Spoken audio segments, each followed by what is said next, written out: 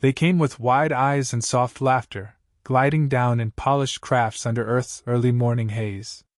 The Galactic Accord delegation, an assembly of scientists and dignitaries from across several peaceful civilizations, had traveled light years to see the creatures that had captivated the interstellar networks, Earth's animals.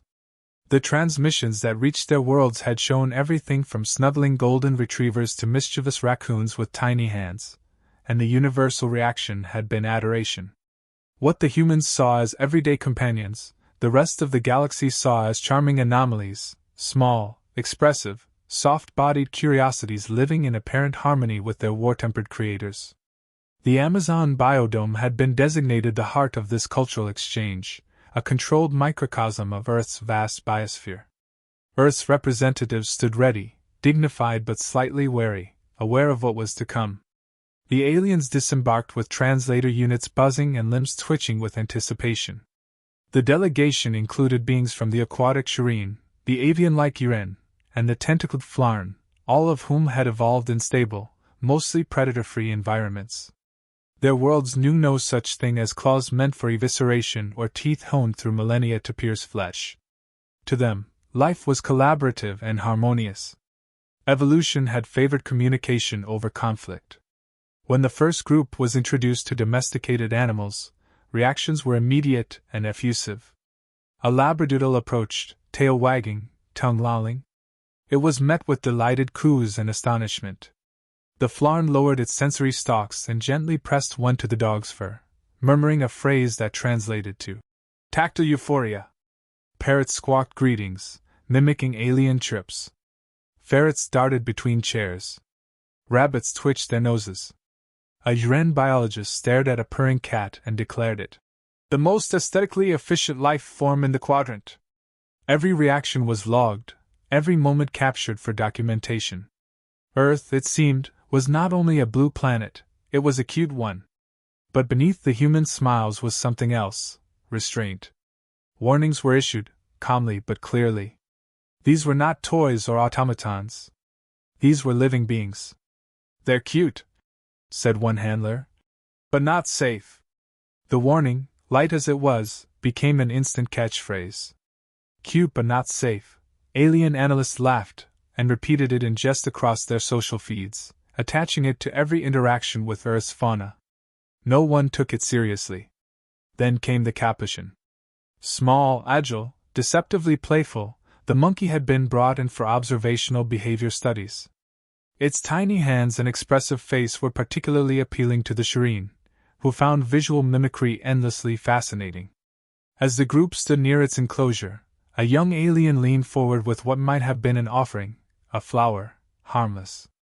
The monkey, lightning quick, reached through the bars, snatched the alien's translator, and dashed to the top of the cage. Amusement turned to mild confusion as the alien delegation tried to coax it down. The monkey made mock sounds, mimicked their gestures, and ignored every command. One Flarn reached inside, attempting to retrieve the stolen unit. Without hesitation, the monkey dropped onto its arm and bit, drawing blood, not deep, but precise. The Flarn recoiled, stunned. Human handlers intervened immediately, pacifying the monkey and attending to the injury. It wasn't the wound that unnerved the aliens, it was the expression. The bite hadn't been out of panic. It was deliberate. Controlled. Calculated. No one laughed then. The incident was categorized as a minor anomaly, and protocols were reviewed. But a silence spread through the delegation that hadn't been there before. No one used the phrase cute but not safe for the rest of the day. Human zoologists watched their guests closely. They had seen that silence before, the sound of a paradigm shifting. Later, in private quarters, a Shireen linguist whispered into a recording log that there was something uncanny about the way Earth's creatures watched, how they assessed. "They're not like our symbiotes," she said. "They're not companions. They're collaborators in survival." Her report would be filed, and largely ignored until much later. The next day, a new animal was introduced, a red fox, lean and regal, eyes like embers in daylight. It stared directly into the gaze of a UN diplomat for a full 7 seconds, too long, too aware, before turning and vanishing into its artificial den. The diplomat didn't speak for the rest of the tour. The illusion was beginning to fray. Back in the observation lounge, the Flarn's injured limb was wrapped and treated. He looked out over the biome, at the creatures roaming in their simulated environments, and said nothing. A handler approached, offered a gentle smile, and tried to lighten the moment with the phrase that had started it all. "Until it bit," she said. But no one laughed. They moved deeper into the biodome, this time with greater caution. The initial enthusiasm had dimmed into studied curiosity. The delegates now walked in tighter formations, some retracting sensory organs, others keeping their translator fields close to their skin. The earlier bite had not just drawn blood, it had pierced the illusion of safety. Still, diplomatic curiosity compelled them forward, and Earth's representatives remained composed, silently aware that the most basic truths about their world were about to land harder than any physical injury. The next biome recreated Earth's dry grasslands. A group of meerkats perched atop a mound, surveying the environment with twitchy intensity. To the aliens, they resembled a cooperative species, harmless in size and socially bonded, not unlike the skin clusters of Ibari 4. One Flarn xenobiologist stepped toward them, cautiously offering a sealed container of fruit as a sign of goodwill. The meerkats froze. A second later, the entire pack swarmed, not out of aggression, but instinct. The Flarn, unused to quick terrestrial motion, fell backward. Several meerkats scrambled up his limbs, probing with paws and teeth. One latched onto a sensor node, causing the Flarn to screech in alarm. Earth personnel intervened swiftly, retrieving the animals and restoring order. The delegation had expected the animals to be passive, predictable. What they saw instead was hyper-responsiveness, territorial vigilance, coordination. The human guide explained, without embellishment, that most Earth species operate with evolved suspicion. Here, survival wasn't given, it was earned through constant adaptation. Even the most benign creature could become defensive in a heartbeat, especially if boundaries were misunderstood. The Flarn didn't return to the enclosures that day. To explain, a human biologist initiated a briefing using visual displays and minimal narrative. Earth, she said, is classified as a Class 8 biosphere, highly active, biologically aggressive, and unpredictably adaptive. Predators and prey on this planet have evolved in response to one another through a complex arms race spanning millions of years. Teeth grew sharper, legs faster, instincts keener. Venom developed independently across multiple species. Camouflage advanced beyond simple concealment into full behavioral mimicry. Competition was not limited to food, it extended to territory, reproduction, and even resource strategy. Unlike most galactic civilizations, where apex species often emerged through cooperation and environmental balance, Earth's top species came through relentless adversity. Predators dominate, prey fight back with equal cunning. Size doesn't dictate danger. A frog could kill a mammal. A bird could disable machinery. Even microbes here adapt to every medical countermeasure developed against them. She paused to feed on an image of the African honey badger, injured but still advancing on a pack of lions. It wasn't bravado. It was instinct. Next came the humans. A timeline scrolled across the screen, beginning with bipedal primates. The biologist explained, in clipped words, how humans evolved not as the strongest but the most relentless. With no claws, no natural armor, they compensated by outlasting prey. Unlike predators that sprinted, humans chased until exhaustion broke resistance. They sweat to stay cool. Their muscles were wired for endurance. They tracked, stalked, and eventually invented weapons to expand reach and efficiency. As brain mass increased, so did strategy. Communication became more than survival, it became dominance. Humans observed, learned, and adjusted faster than any species on the planet. What they couldn't outrun or outfight, they outsmarted. The great cats fell. Giant mammals were driven to extinction or domesticated. Ecosystems were altered. Ice ages endured. Tools became technology. Over time, they didn't just survive Earth, they redefined it. Then came the relationships they formed with other species. Not all animals were killed or subdued. Some were partnered. Wolves that once threatened were brought into camps, fed, and bred into canines that guarded, hunted, and bonded with human children. Cats remained independent but loyal enough to serve mutual interest. Horses offered mobility. Ravens delivered messages. Elephants became war engines. Dolphins patrolled human coastlines. These alliances were not accidental, they were strategic. A UN scholar finally broke the silence. Why? He asked. Would such a species bind itself to so many forms of potential danger? The biologist answered with a single word: utility. On Earth, the question was never whether a creature was safe. It was whether it could be useful, and whether mutual benefit could overcome mutual threat. The aliens sat still, absorbing the implications. What they had seen as adorable oddities were, in truth, fragments of a far older equation, one where survival was bartered daily in blood, sweat, and cunning. A dog was not a toy. A cat was not decoration. They were partners in a game the galaxy had long forgotten. An internal memo from the Shireen delegation, written just hours later, stated plainly: Earth's fauna are not pets. They are co-evolved instruments of survival. And humanity is their conductor. No one from the visiting delegation approached another enclosure unescorted after that. The atmosphere had shifted. Curiosity remained, but now it came wrapped in hesitance. Words like containment, reaction time, and unpredictable behavior had begun appearing in diplomatic chatter. Still, to maintain relations, the event continued as planned. An upcoming demonstration had been arranged in controlled conditions, an opportunity to show two of Earth's more charismatic predators under direct supervision. The delegates agreed, albeit with reinforced protocols and medical drones standing by. First, a trained eagle was introduced. Wings outstretched, it soared above the group, responding to a handler's commands. Its speed, precision, and sharp vision impressed even the most dismissive observers. One Flarn analyst noted how it moved like a weapon rather than a bird. A Shireen remarked on the silence of its descent, lethal grace in organic form. But the main attraction remained caged for now. Behind reinforced glass stood a juvenile jaguar, lean with sleek muscles, coat shimmering with rosettes. It paced slowly, eyes locked on the visitors. Alien delegates observed with detached interest, perceiving it more as a specimen than a threat. One of the younger members of the UN delegation moved closer, separated only by a transparent wall.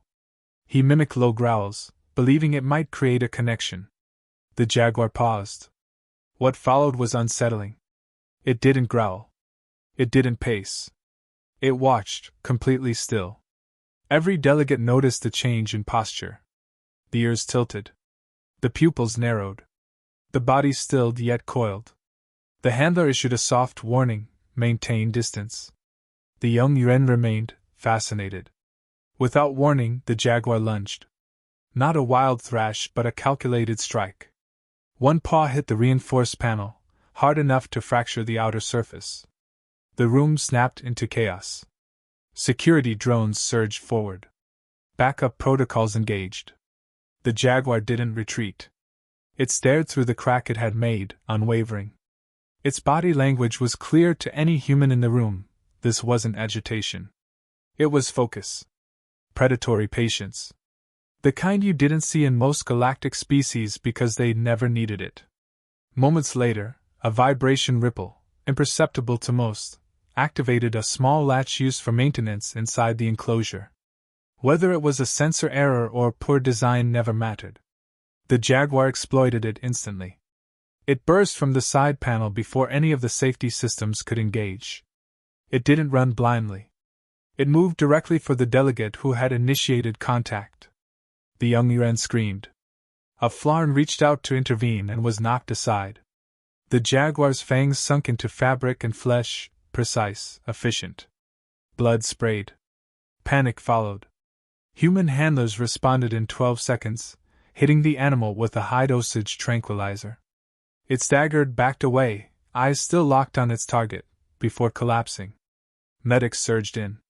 The injured Yuan was stabilized but unconscious. Another had broken limbs from the impact. The entire delegation stood frozen as the realization dawned. Earth's animals were not controlled by technology or command. They were trained, but not stripped of instinct.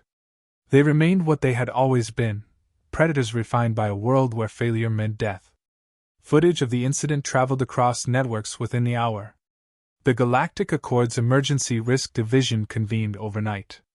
The term, Biohazard Class Review, surfaced in documents. No longer was Earth seen as a cultural curiosity. It was becoming a cautionary tale.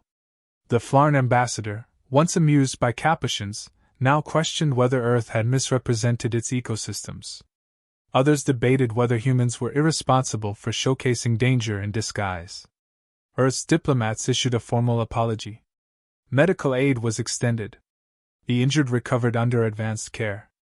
But public sentiment was shifting rapidly. Holofeeds replayed the attack from every angle. Analysts debated whether the Jaguar had acted out of fear or simply predatory instinct. Some suggested that even young predators on Earth had situational judgment well beyond their counterparts in other systems. Footage showed the animal pause just before sedation, calculating, choosing. Within human ranks, there was no surprise. They had known this could happen. Protocols had been doubled for that reason alone. Earth wasn't safe. It never had been. But it was honest about that. Warnings were given, dismissed as cultural modesty. Private logs from the alien side told a different story. One UN scholar noted that the attack wasn't senseless. It was targeted. She called it a consequence of arrogance. Another entry from the Shireen counselor stated bluntly, "This was not a malfunction. This was an introduction." No more memes followed. Until it bit, had lost its humor. It now circulated with quiet weight, a phrase spoken not with amusement, but with recognition. The bite hadn't been symbolic. It had been a message. The Galactic Accord convened an emergency assembly to address what was now classified as a planetary-level biosecurity concern. Delegates arrived tense, no longer tourists but evaluators, each carrying the memory of the Jaguar incident like a shadow. A formal inquiry was launched into Earth's classification status. Once filed under mildly unstable but educational, its status now hovered between cultural anomaly and controlled threat environment. The assembly chamber, normally reserved for diplomatic rights and trade negotiations, filled with species who had never seen blood drawn so fast or predators move with such intent. Human representatives stood before the council without apology. The lead speaker, a zoologist, not a general, wore no armor or insignia. Her voice was even, stripped of sentiment. She began with a simple premise: everything the aliens had witnessed was expected. The Jaguar was not malfunctioning. The monkey was not rogue. The meerkats were not broken. They were acting as they had evolved to: alert, reactive, precise. Their instincts were not flaws. They were assets, sharpened by millennia of competition, refined under human stewardship. She detailed coevolution not as a biological accident but as a strategic alliance. Earth was never a peaceful cradle. Its food chains did not forgive mistakes. Every animal humans had brought to the stars had been shaped by struggle, and in turn, shaped human behavior. The message was clear: Earth wasn't an error in the galactic system. It was a product of pressure, extreme, relentless, and unfiltered. A visual presentation followed. Footage displayed wolves hunting in coordinated silence. Elephants defending calves against lions with brutal force. Crows solving puzzles with tools. Octopuses escaping containers and navigating mazes. Each clip was brief but carried weight. Intelligence wasn't limited to speech. Coordination didn't require technology. In many of these examples, humans had stood nearby, not to dominate, but to learn, to adapt, to ally. Then came footage of war. Not from Earth's worst eras, but from controlled deployments. Dogs sniffing explosives. Pigeons delivering coded messages. Dolphins trained to locate underwater mines. Horses charging with soldiers across terrain. The images were not meant to intimidate but inform. Humans didn't merely live beside animals. They integrated them into strategy. And the animals, in turn, responded with loyalty born from shared survival. The room quieted when data showed behavioral adaptations from Earth's fauna in foreign environments. Dogs adjusting to zero-gravity platforms. Falcons hunting drones. Rats identifying synthetic compounds used in alien explosives. These weren't accidents. They were evolutions, accelerated by proximity to humans who pushed the limits of what life could endure and overcome. A foreign minister asked the inevitable: were humans taming these creatures or using them? The answer came without hesitation. Neither. They were collaborating. Earth's fauna were not subordinate. They were extensions of human resilience. Not pets, not tools, partners. Every interaction was built on mutual need, often sealed in blood and fire. A dog guarded because it wanted to. A crow warned because it remembered. The underlying contract between species was not written, but it was honored. Then came the most difficult question from the UN delegate. If humans had survived through such alliances, what did that imply about humans themselves? The response did not attempt softness. Humanity had become what it was because it never knew stability. While other species had flourished in predictability, Earth twisted its inhabitants through volcanoes, droughts, predators, and pathogens. Adapt or die wasn't philosophy, it was law. And humans had not only adapted, they had brought others with them. Those others had not weakened humanity. They had refined it. The council fell into measured silence. Some considered immediate reclassification. Others called for quarantine-level status. A minority suggested studying Earth further before making final decisions. But none denied the evidence. Earth was a crucible. What lived there did so through challenge, not design. What thrived there did so with teeth, strategy, and memory. One Shireen scholar made a final observation. Earth's apex species wasn't the jaguar, the bear, or the eagle. It was the biped with fire in its eyes and a wolf at its side. A species that chose alliance with killers instead of caging them. One that watched predators and thought not of fear, but of potential. The hearing ended without formal judgment. No reclassification. No sanctions. Only silence and private reports laced with caution.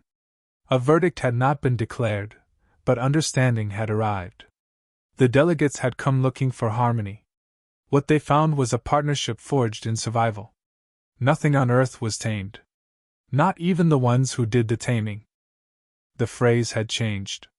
Once spoken with amusement, until it now circulated among diplomatic circles with unease. It no longer referred to a single incident, but to a fundamental lesson learned too late. Galactic culture, slow to shift, had absorbed the warning. Delegations ceased tourism to Earth-based biomes. Exchange programs froze. Training centers quietly removed Earth animals from introductory xenobiology curriculums. Behind the scenes, however, a different response was forming, one grounded in respect and caution rather than distance. Specialized units within the Accord began requesting human advisors for survival training. Not just combat veterans, but field researchers, ecologists, trackers. These humans, often accompanied by animals, demonstrated an ability to read environments, assess threats without equipment, and respond with precision alien species hadn't developed. On forested moons or mineral-rich but unstable terrains, Earth-born personnel proved invaluable.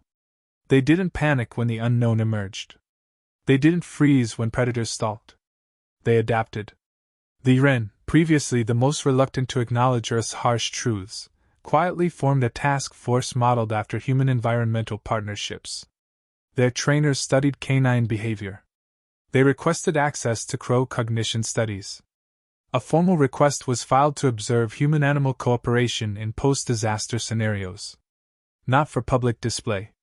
For survival doctrine. It didn't take long before an event forced wider recognition. A scientific station orbiting an uncharted planet came under assault by mercenary raiders. Small, mobile, and heavily armed, the attackers expected minimal resistance. They anticipated scientists, not defenders. They found both. The facility had been staffed with Earth-based researchers, and among their support units were several trained working dogs, a small drone net designed by crow cognition models, and one woman with a falcon. When alarms sounded, humans didn't flee. They barricaded entrances, tracked enemy movement through scent trails, and launched countermeasures using adapted instinct-based strategies. The falcon distracted sentries. The drones flanked communications. The dogs coordinated with terrifying speed, separating attackers and driving them into controlled spaces. When Accord enforcers arrived, the fight was over. Raiders had been incapacitated, some begging for extraction from a compound they had assumed defenseless. A recorded clip circulated through private channels. One dog, eyes locked on a subdued attacker, refusing to move until its handler gave a quiet release command. Another showed a raven dropping scavenged components into a disabled comms array, reactivating just long enough to transmit for help. Nothing about the defense relied on brute force. It was timing, coordination, trust. Traits developed over generations of necessity. The report sent to the council described it plainly. The station succeeded not due to weaponry, but because Earth personnel and their companions functioned as a single organism, multi-limbed, multisensory, and highly responsive.